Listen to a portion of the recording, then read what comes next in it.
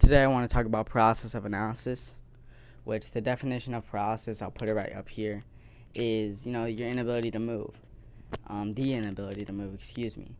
And the way analysis plays into that is that, you may be thinking so much about a certain action you're trying to do, a certain decision you're going to make, that you stay in the same place. And instead of moving forward or moving a little back in order to move forward, you just stay the same. That's the worst thing you can do. Because think, if I didn't start this YouTube channel, and then I would be at 0 subscribers, 0 lives impacted if I've impacted any lives, 0 laughs with my pranks. Sorry, it would have been the same amount if I just failed and I didn't get any views or I didn't, do anything with it. It would have been the same outcome. But then instead, I'm uploading and I'm creating an audience that, I care about and that I want to help their problems with, and hopefully one day if we'll develop a connection and they'll care about me. It's just that I'm getting out there and I haven't uploaded recently because I've been analyzing so much. I'm thinking this needs to be perfect, a perfect setting, a perfect costume for this prank, a perfect cameraman for this video. I need this vlog, I need these mics.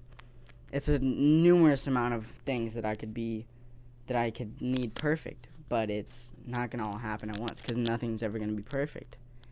It's just up to you to depict what is good versus the bad and decide, this has more positive things than the negative outcomes. And that's what you have to decide in life, and that's the path that you should go on. Even the negative outcomes that look a little more risky, it doesn't hurt to go. It does hurt to go on those paths sometimes. Because it's like you might be risking, if you have a family or anything like that, you might be risking the financial safety of your family. That's something that you really have to consider and talk about with your significant other. But you just gotta act sometimes. Like it's easier said than done.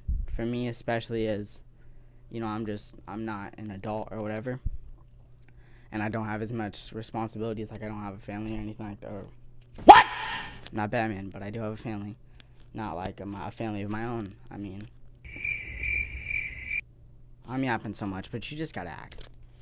If, you wait too long, the opportunity's gonna pass you by. If you don't try out for that soccer team, then I don't know when the next tryouts are gonna be.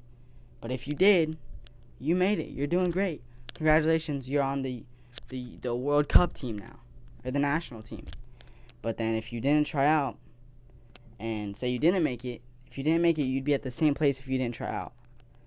But if you tried out and you made it, just think, what's the negative thing of trying? Trying has such a negative connotation sometimes because people think, oh my gosh, you're trying so much, like, don't you just get tired of it? Aren't you tired of losing and not succeeding? No, I'm trying so much, and this is such a journey because I'm learning so much. With YouTube or with sports or with school, if I failed that math problem 1,000 times, I'm gonna get it the 1,001st time because I keep learning and I'm trying my best to succeed and I'm acting. Just try, just do what you want to do while still considering other people's feelings and the actions that you're about to do and whether it's a healthy choice for you. But don't get too deep into the thinking rabbit hole that it pushes you far behind to where you can't even act anymore. Because it does get too late.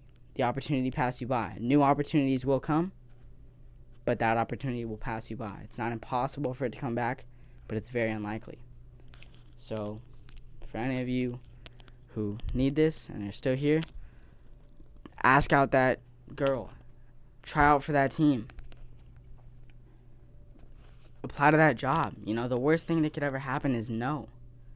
And if you, what I keep saying is if they say no, if you get denied that job, if you don't make the team, you'd be at the same place that you were if you didn't try.